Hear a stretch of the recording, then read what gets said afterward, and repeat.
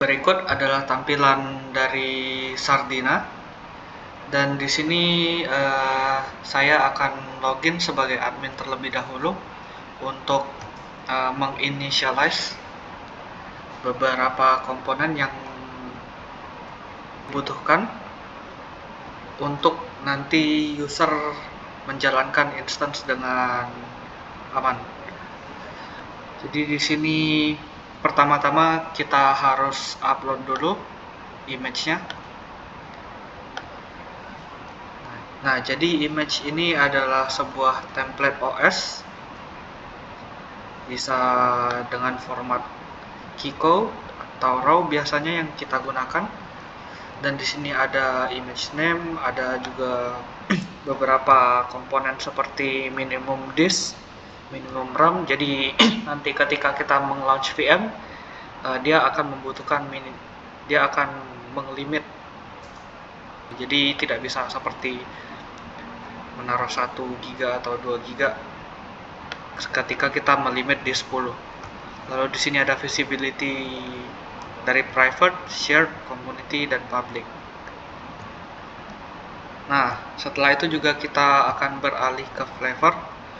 Nah, di sini kita perlu membuat flavor ya. Jadi flavor itu adalah spek untuk VM itu sendiri. Jadi ini adalah seperti template-nya VM dari CPU, RAM, dan root disk. Jadi nanti ketika kita meng-launch sebuah VM, kita akan menggunakan flavor ini. Lalu kita akan membuat project, dan nanti setelah kita membuat project, kita akan meng-assign user ke project tersebut, dan nanti kita akan memperlihatkan view sebagai user ya. Jadi di sini kita create dulu projectnya.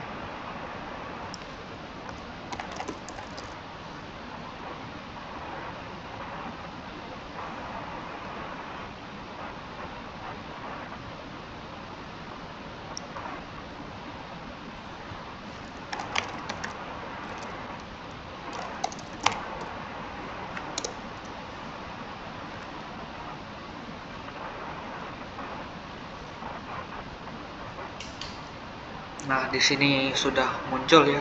Jadi di sini ada fitur untuk memodify kuota. Nah, di sini kita bisa specify berapa kuota yang kita mau untuk project ini. Nah, di sini saya akan buat 20 CPU aja dan 10 instance. Lalu di sini volumenya seperti biasa. Networknya mungkin kita bikin 10, subnetnya 20, dan portnya 50. Oke.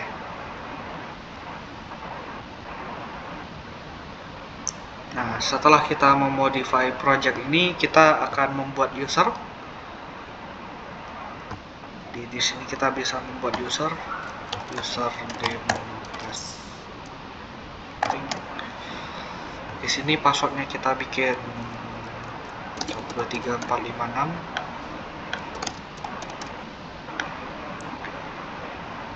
Nah, di sini kita bisa langsung assign ya untuk projectnya. Jadi kita langsung assign aja ke project yang tadi kita buat. Dan ini bisa langsung dipilih role-nya. Dan ini saya akan meng-set sebagai member untuk view sebagai usernya.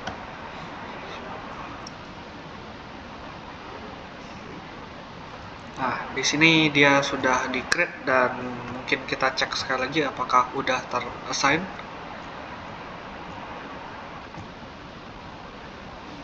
Oke, di sini udah ter-assign ya. Nah, mungkin langsung kita login aja sebagai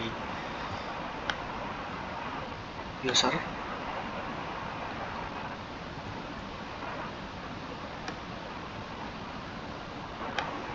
Testing. User demo testing 46. Nah, berikut adalah tampilan Sardina, dan di sini kita sebagai user. Seperti yang dilihat tadi, yang sebagai admin ada menu untuk adminnya, dan di sini tidak ada ya. Nah, di sini juga kita bisa lihat image yang udah dibuat oleh admin. Nah, untuk dari sisi user sendiri juga kita perlu membuat beberapa komponen ya, seperti network internal.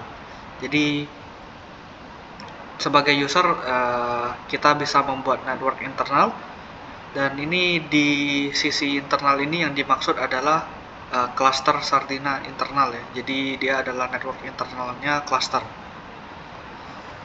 Jadi di sini kita langsung buat aja network internal. Untuk subnetnya internal subnet. Untuk addressnya kita bikin 192.5024 aja. Lalu gateway-nya ini. Nah, untuk detailsnya ini kita akan menggunakan DHCP ya. Jadi ini bisa kita specify mau di limit untuk IP allocation-nya mau mulai dari berapa, atau bisa juga kita bikin default nanti dia dari 2 sampai 254. Untuk DNS-nya kita akan menggunakan DNS dari environment kita. Lalu kita create aja. Nah, di sini udah terlihat ada network internal. Nah, sebagai tambahan aja, network eksternal ini adalah network keluar ya. Jadi dari sini view-nya itu adalah network yang bisa keluar cluster Sardina. Nah, untuk setup network ini juga membutuhkan admin ya untuk mengsetupnya, dan juga ya bisa dibilang ini adalah VLAN lah. Oke, mungkin di sini kita bisa lihat network topologi juga. Di sini kita bisa lihat ya network yang ada. Di sini kita bisa lihat ada network internal yang udah terbuat. Lalu kita juga di sini perlu membuat security group. Nah, jadi security group ini adalah semacam firewall secara fungsional. Jadi mungkin di sini saya akan memperlihatkan beberapa rules yang ada di security group. Nah, di sini kita bisa mendefine ya rule-rule-nya. Dari ada protokolnya bisa dipilih juga, dan di sini ada yang bisa ada SSH juga. Nah, untuk ini kita akan membuat rule yang mengallow all ya. Jadi kita dengan IP protokolnya min1 ini berarti wildcard. Lalu kita add aja. Nah, di sini udah kebuat ya. Ini untuk IPv4, lalu kita buat lagi rule-nya yang untuk IPv6.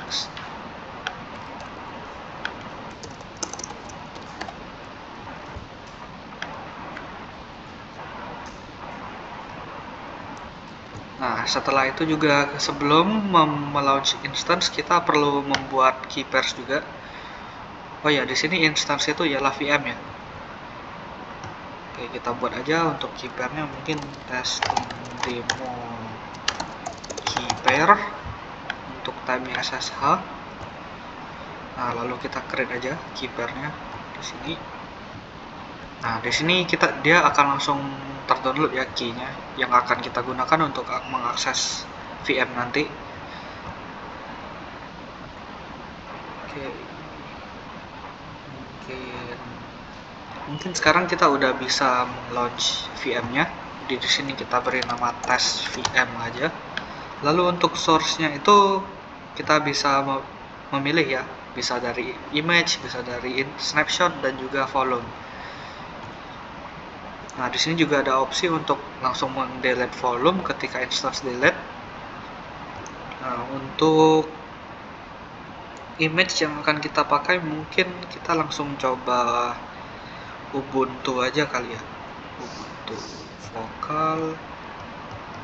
Nah, ini flavor yang tadi saya ada singgung pas saat kita menggunakan view admin ya. Ini adalah template yang tercreate, yang di-create oleh admin dan kita bisa gunakan. Ya, di sini kita akan memakai medium ya.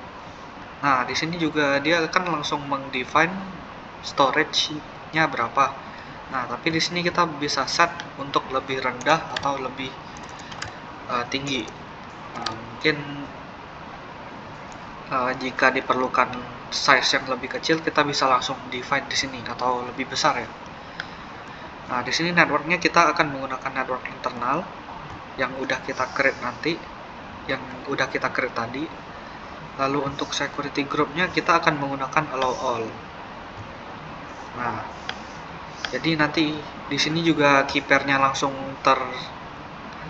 terallocate ya, yang udah kita buat tadi. Nah, di sini kita udah bisa launch instance-nya.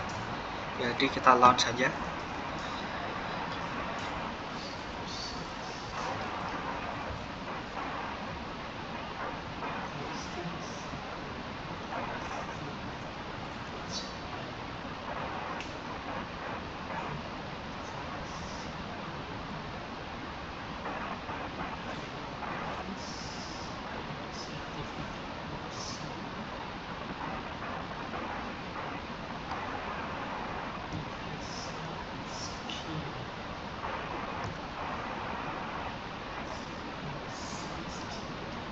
Nah, bisa dilihat di sini dia sedang booting ya.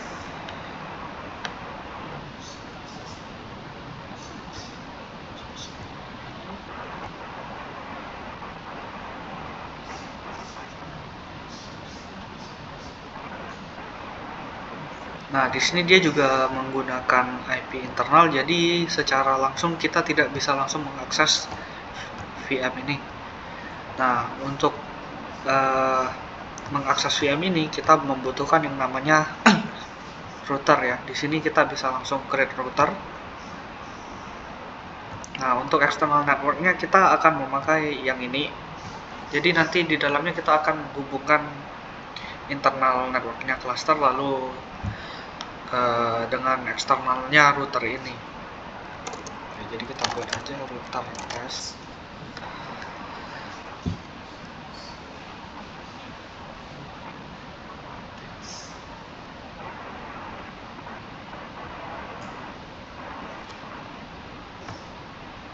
Nah, di dalam sini bisa kita lihat interface-nya masih kosong.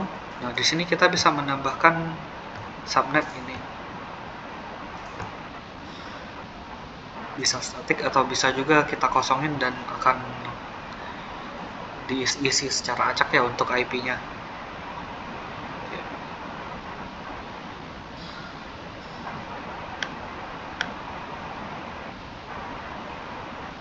Nah, jadi ya setelah itu kita bisa mengallocate floating IP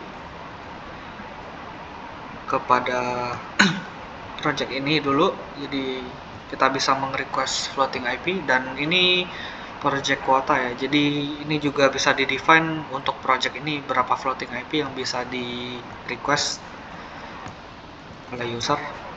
Jadi bisa kita buat aja floating IP.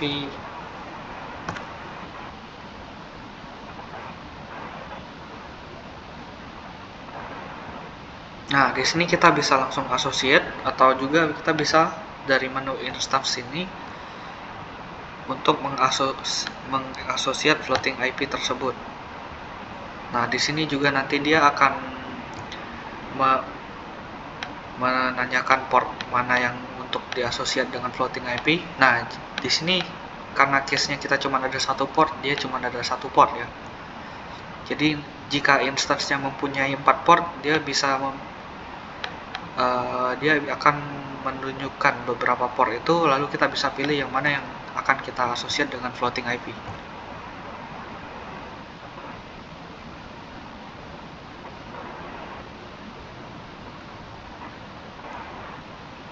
Nah, di sini floating IP tersebut sudah terpasang ya. Lalu bisa kita coba aja untuk ping.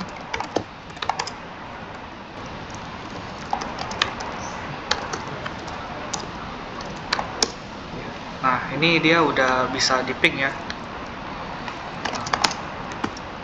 Nah, berarti kita bisa akses juga ke dalamnya. Untuk mungkin saya perlu ini dulu.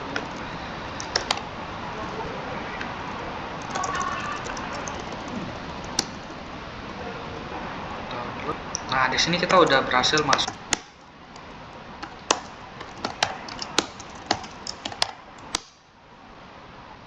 sini juga ada beberapa fitur seperti load balancer.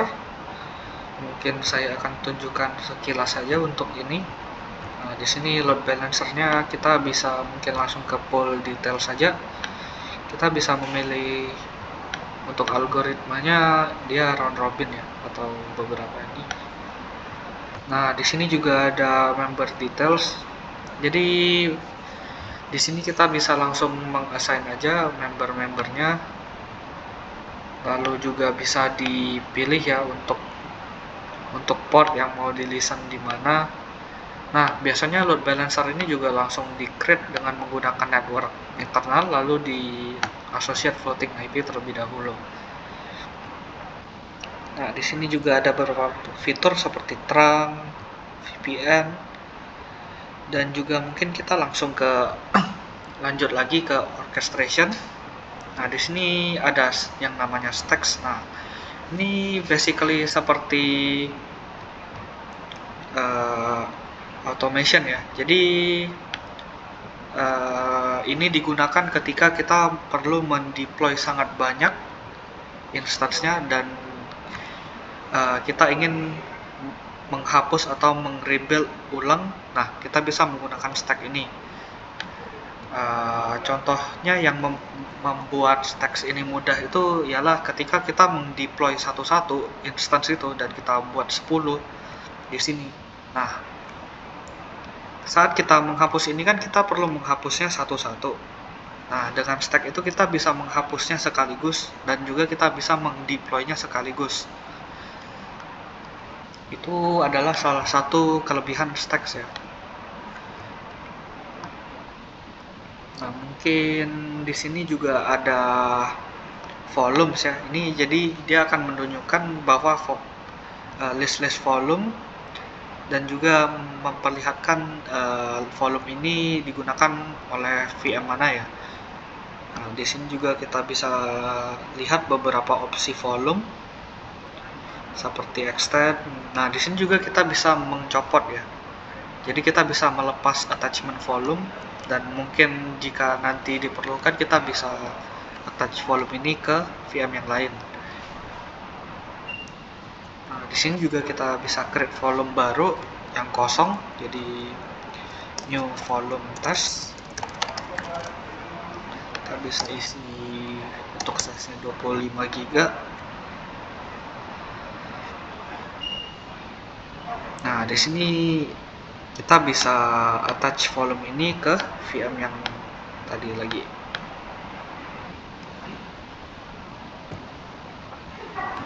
Nah, dengan begini dia akan mengattach ke. Jadi nanti VM ini mempunyai dua volume ya.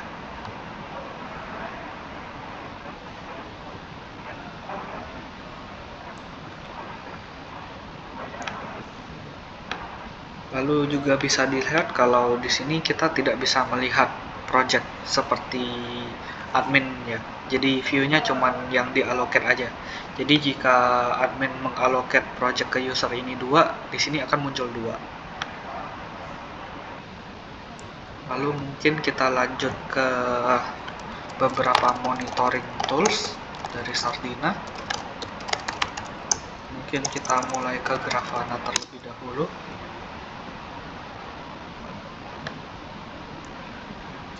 Di sini kita bisa.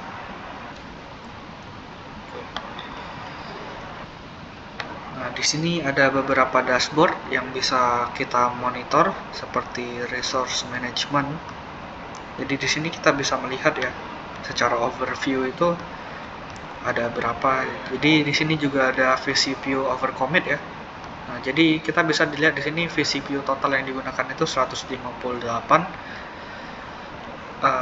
dan juga RAM-nya 330 dan di sini adalah remaining-nya.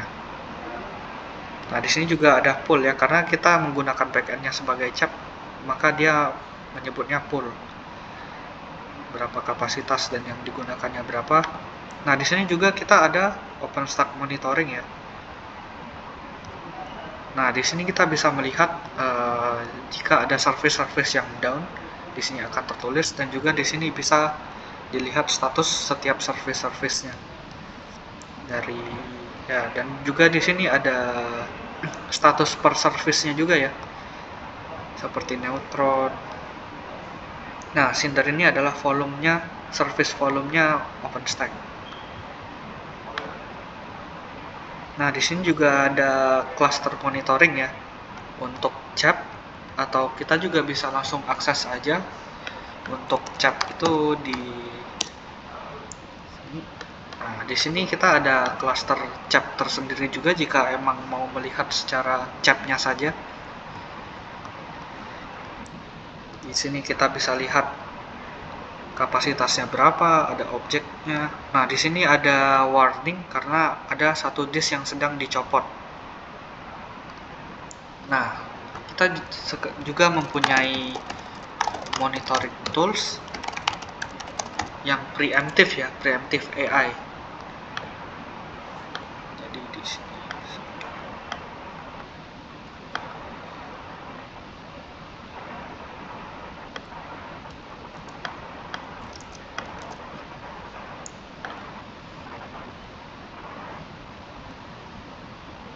Nah, ini adalah monitoring tools dari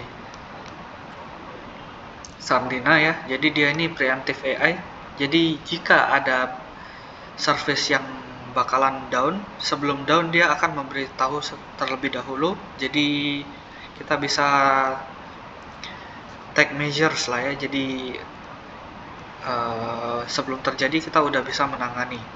Jadi di sini juga dia bisa memperlihatkan service-service apa sih yang bermasalah, yang mungkin akan error gitu, warning. Nah, jika itu merupakan false alarm juga di sini kita bisa melatihnya ya. Jadi jika ada contohnya itu seperti ini,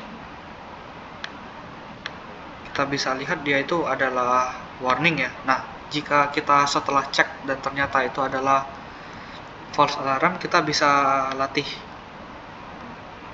seperti ini contohnya, ada retrain. Nah, mungkin sekian dari demo Sardina ini. Terima kasih.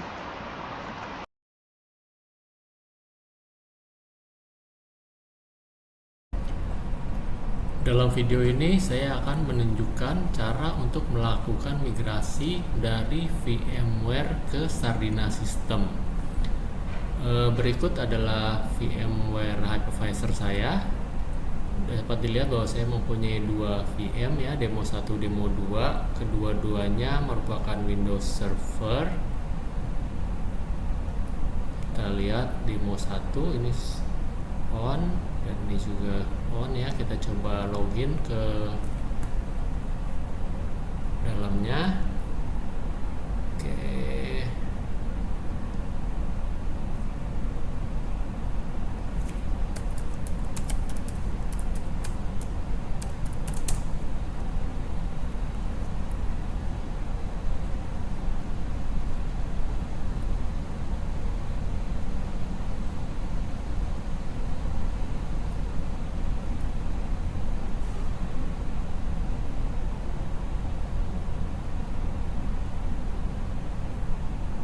Oke, ini yang demo 1 ya. Oke, di sini saya taruh file, meletakkan text file ya dengan nama demo 1, dan yang demo 2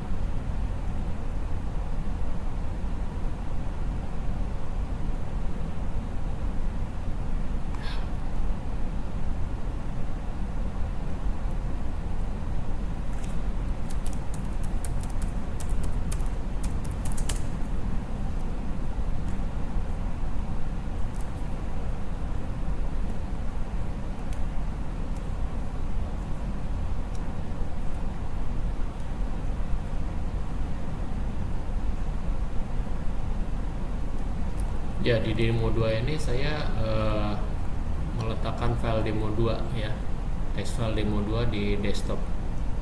Oke. Berikutnya VM ini harus kita matikan ya, karena salah satu syarat untuk melakukan migrasi adalah VM-nya harus dalam posisi shutdown atau mati. Kita shutdown dua-duanya, shutting down.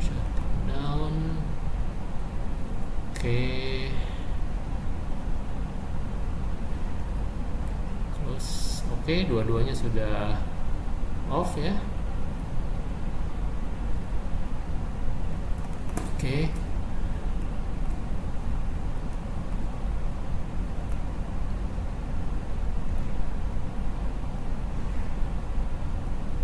Migrasi kita lakukan dengan menggunakan aplikasi MoveIt ya, yang merupakan bagian dari Sardina System ini ya. Ini ya, VisOS MoveIt ya. Dia ada configuration filenya. Kita cek di etc MoveIt migration YML ya. Ini ada definisi untuk kredensialnya ya. Ini VMware. Untuk source-nya ini ada di dengan username root, password ini di IP 101.2024. Kita bisa lihat ya, 101.2024. Kemudian untuk destination-nya itu Sardina kita itu untuk authentication-nya menggunakan Keystone di IP 10.6.81.254.500 port 500 ini. Coba kita bisa lihat di Sardinanya di admin system information. Di aplikasinya namanya Keystone ya, 10.6.81.254 port 5000 ya. Oke.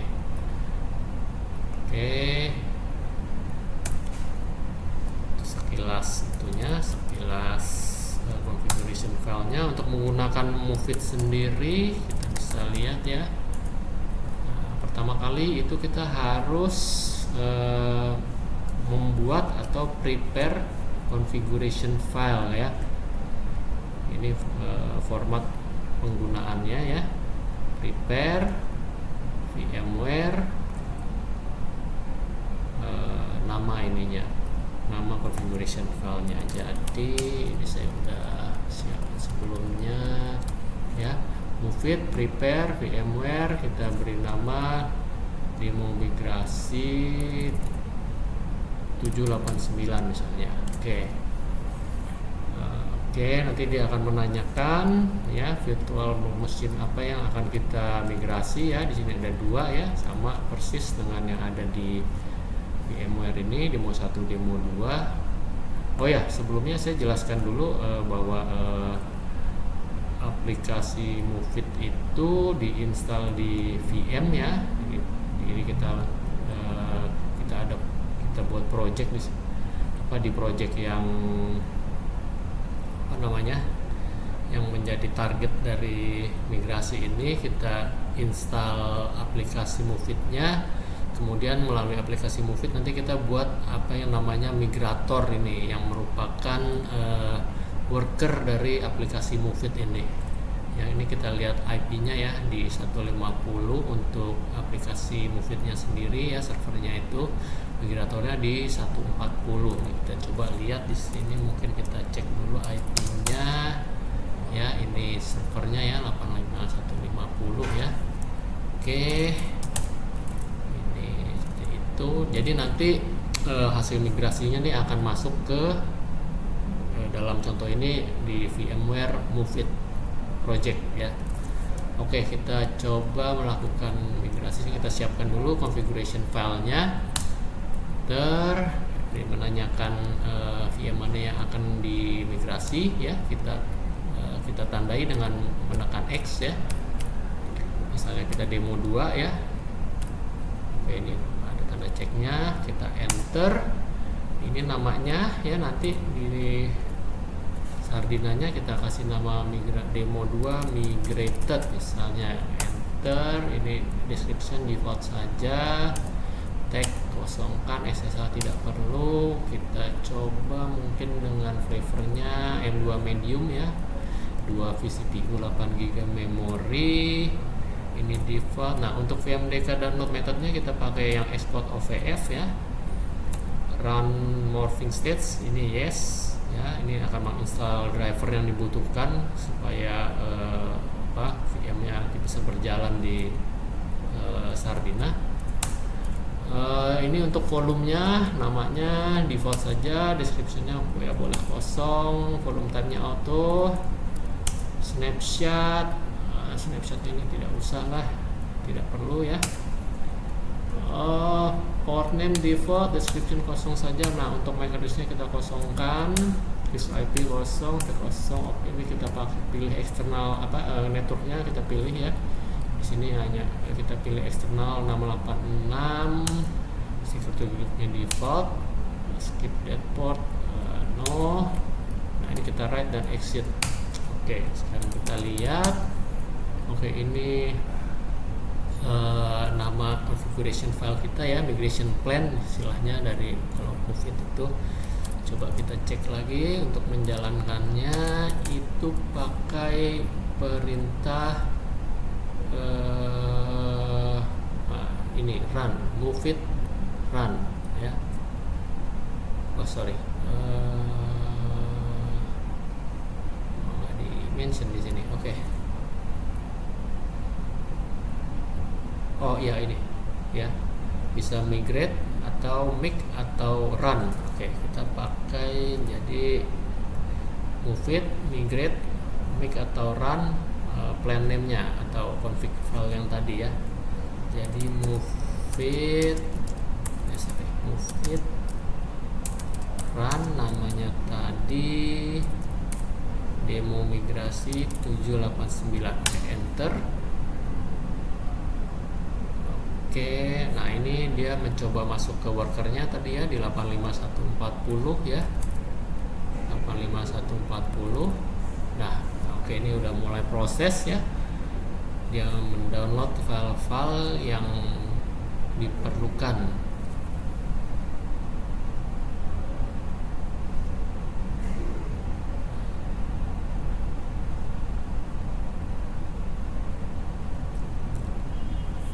Ini ada estimasi waktunya ya, ini sekitar 20 menit lebih ya.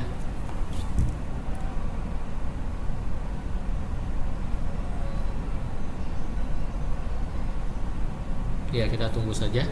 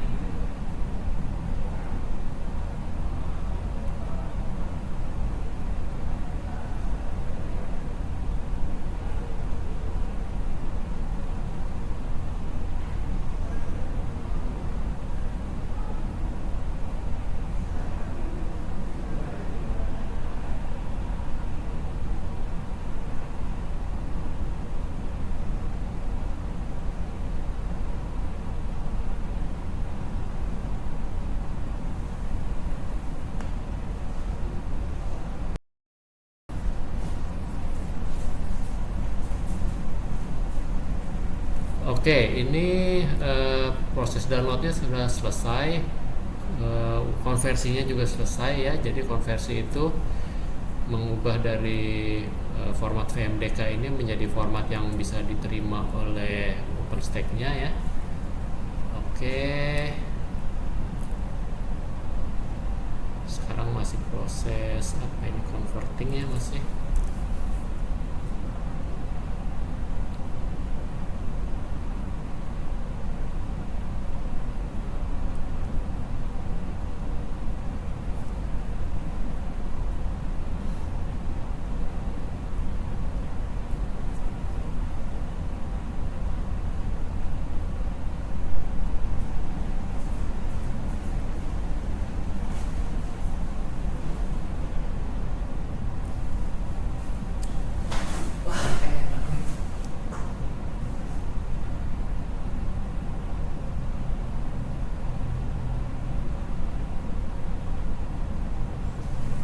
Oke, sudah selesai.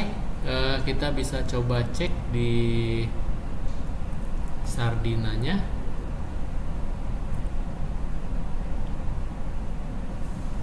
Oke, ini udah running. Ini di project VMware Move It. Coba kita cek ya. Ini demo 2. Kita lihat di konsolnya. Masih proses booting ya.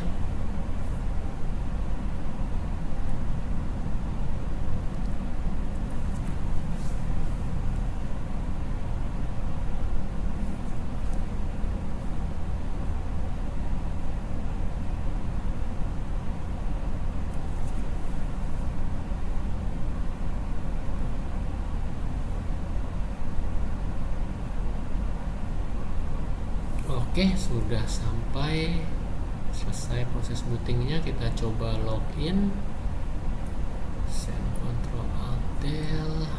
Oke, password oke, password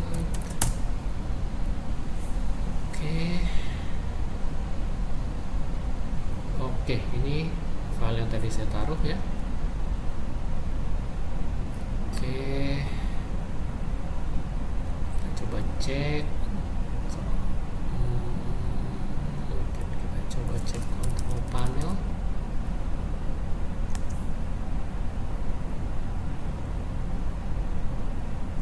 Oke.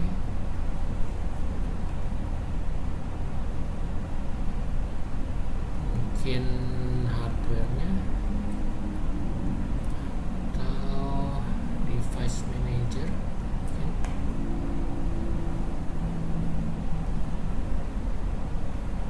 Oke ya semua.